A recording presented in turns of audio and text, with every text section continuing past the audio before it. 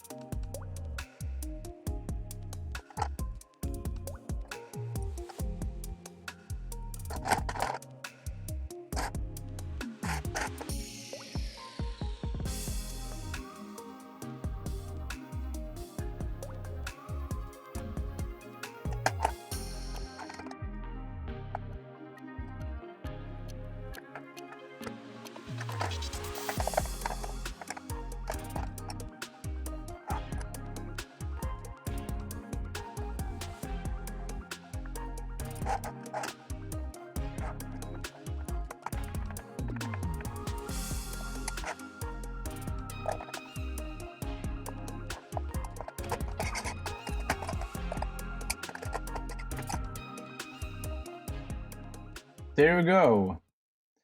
Drive shaft is mounted, and now we will see if the sloppiness has been improved or if it's the same.